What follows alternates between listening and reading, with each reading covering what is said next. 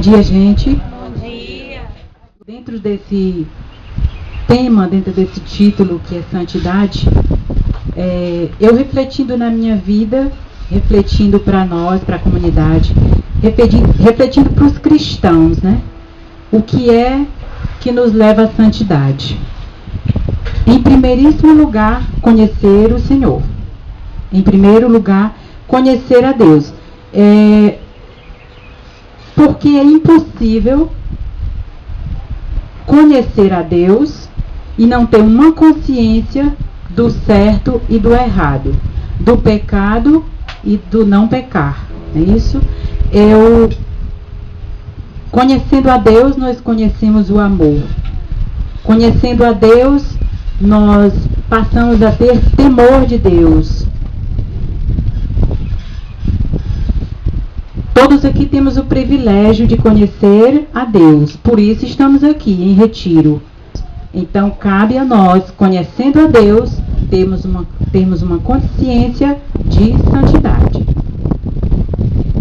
Eu queria que nós abríssemos a palavra de Deus em Mateus 19,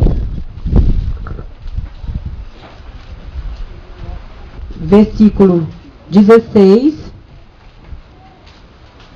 e 17.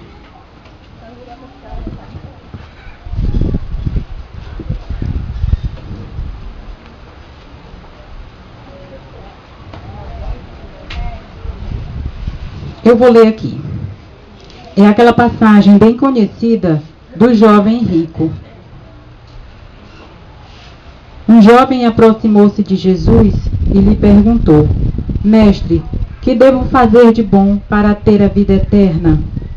Disse-lhe Jesus: Por que me perguntas a respeito do que se deve fazer de bom? Se queres entrar na vida, observa os mandamentos.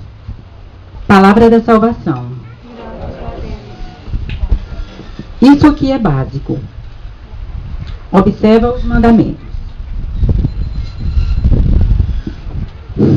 Nós conhecemos os 10 mandamentos da lei de Deus, não é verdade? Algumas pessoas dizem assim: eu estou muito bem, eu não me preocupo muito porque eu não desejo mal a ninguém, eu não mato, eu não roubo, o que devo me preocupar? Não lembro bem a sequência. O primeiro, amar a Deus sobre todas as coisas. Depois vem o 5 e o 7, que é não furtar e não matar. As pessoas se ligam muito nesses 2 mandamentos e acham que são santos. Eu não roubo e eu não mato, não desejo matar ninguém, eu não roubo nada de ninguém, então tá tudo muito bem. Eu estou no caminho da santidade. Mas existem mais 8 mandamentos a serem cumpridos fielmente. E ai de nós, se levássemos ao pé da letra,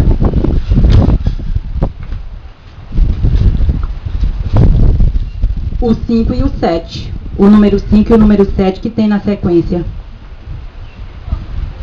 Que seria de nós se não amássemos a Deus sobre todas as coisas, se não lutássemos para amar os nossos irmãos como a nós mesmos? Que seria de nós se adulterássemos? Que seria de nós e assim todos os outros mandamentos? Então, lá na sequência da passagem, Jesus fala assim para o jovem rico, que eu acho que essa passagem todos conhecem, eu não quero me deter no restante. O jovem já seguia tudo isso, mas o Senhor mandou que ele se desprendessem dos seus bens e o seguisse. E isso o entristeceu, porque ele tinha o apego aos bens. Ele tinha o apego aos bens terrenos.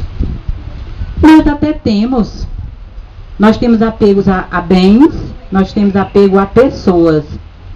Mas como conhecemos a Deus, como buscamos uma santidade, cabe a nós nos esforçarmos para colocar Deus em primeiro lugar. amar a Deus e ter temor de Deus. Gente, até bem pouco tempo, para mim, temor de Deus é ter medo de Deus. Nossa, e a Bíblia ensina a gente a ter temor de Deus. Conversando com o Fred, há muito tempo ele me explicou. E eu vi no livro de um grande pregador, que ter temor de Deus é tão somente não querer ofender a Deus, não querer ofender aquele que mais me ama. Que coisa linda, gente. Eu tenho temor de Deus. Nossa, como eu tenho temor de Deus, gente.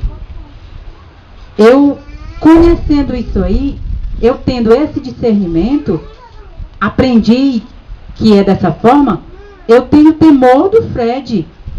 Mas como? Não é no sentido de ter medo do Fred, é ter temor de ofender. Eu não quero ofender o Fred, que é meu marido, que é bom para mim, que me ama. Muito mais eu tenho que ter de Deus. Um pecado que ofenderia diretamente ao Fred se eu adulterasse. Mas eu tenho que temer que, em primeiro lugar, eu vou ofender ao meu Deus. Em primeiro lugar, eu ofenderia o meu Deus. A busca pela santidade não é lutar por esses pecados enormes, mortais. Desejar fazer a vontade de Deus é um caminho de santidade. Um dos grandes caminhos de santidade é isso. É fazer a vontade de Deus. Quantas vezes a gente faz uma coisa completamente contra a vontade da gente?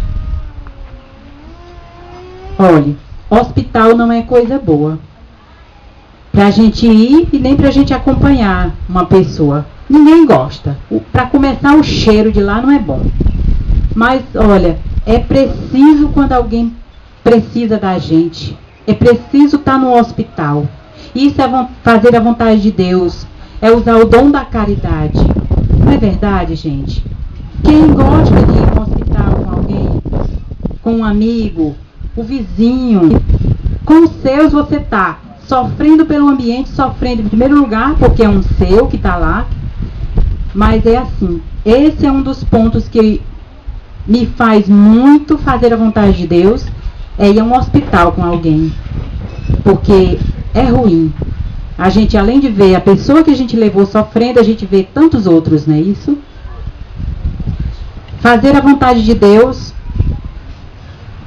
é estar aqui agora, estar aqui nesse retiro. Poderíamos estar em casa, repousando, fazendo comidas diferentes. Não que a comida daqui seja ruim. Para a glória de Deus, tem a Aninha fazendo a comida que eu estou louvando a Deus por isso. Mas assim, eu poderia estar em casa, cozinhando, que não é muito meu forte, mas eu estava repousando, fazia uma coisa básica.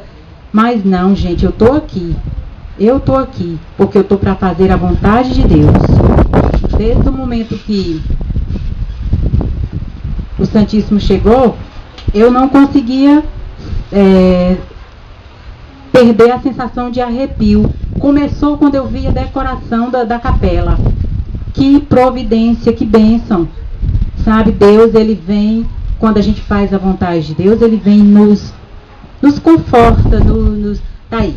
Fique bem, eu cheguei, né? Fica bem, eu cheguei. Aceitar a vontade de Deus na vida da gente, a gente já está fazendo a vontade de Deus. Né? Quando a gente aceita, quando a gente quer agradar a Deus, a gente aceita e faz aquilo que Deus tem para nós. Estar aqui hoje. Conhecemos a Deus. Primeiro ponto que falei. Nos esforçamos para fazer a vontade de Deus. Aceitando a vontade de Deus na nossa vida. Quando aceitamos, como uma enfermidade, aceitar uma enfermidade, aceitar que é dependente de um medicamento, isso é fazer a vontade de Deus.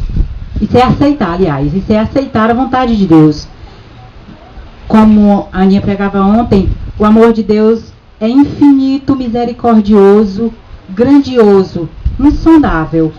Nós não temos noção da dimensão do amor de Deus por nós.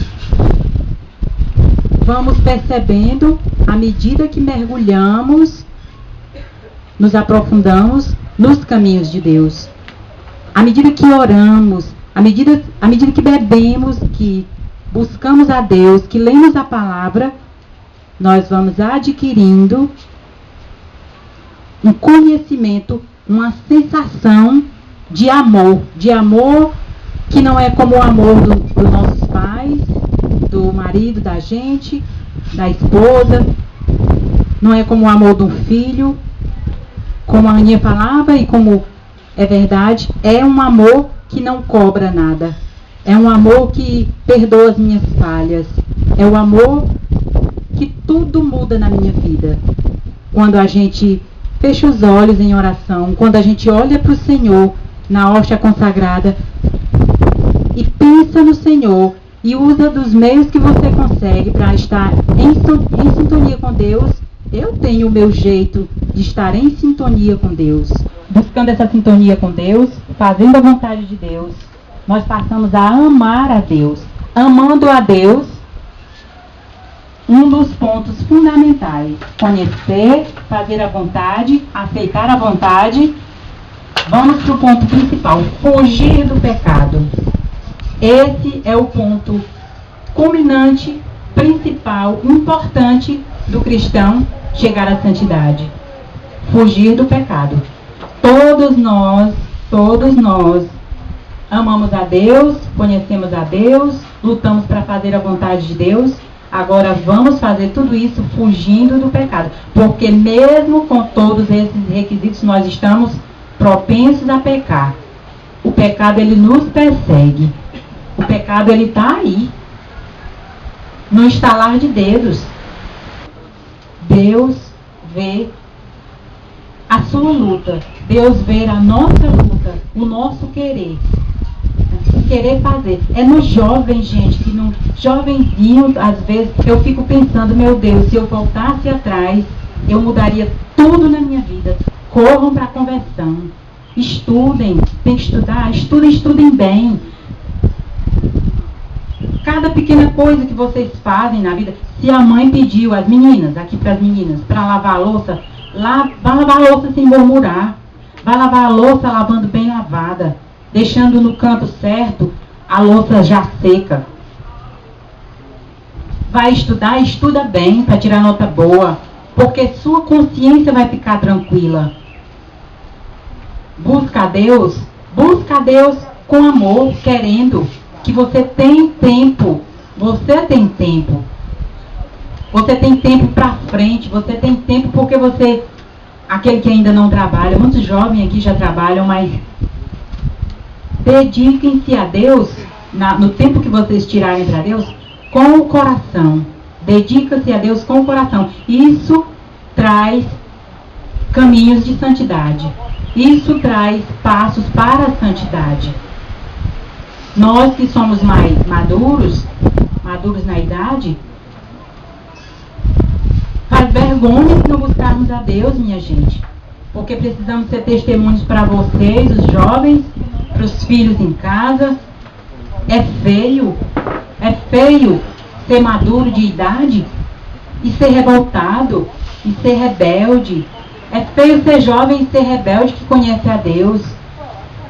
Rebeldia não vem de Deus. Como diz o mundo aí, emburrado, está emburrado. Estou de mau humor.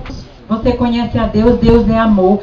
Caminho de santidade é viver feliz com Deus, feliz em Deus. Os pecados mortais são os pecados mortais. Esses Deus me livre. Mas nós temos uma divisão de pecados que nos perseguem. São os pecados capitais. Os pecados capitais são 7, mas está incluído a soberba, a luxúria, a ira, a A preguiça, gente, a preguiça, eu fiquei de queixo. Gente, eu não acredito. Preguiça é um pecado. Preguiça é um pecado. Ah, é porque fulano é tão acomodado. É preguiça, preguiça é pecado, ofende a Deus. A gula, nossa, que coisa horrível. A gula é um pecado. Coma até ficar saciado.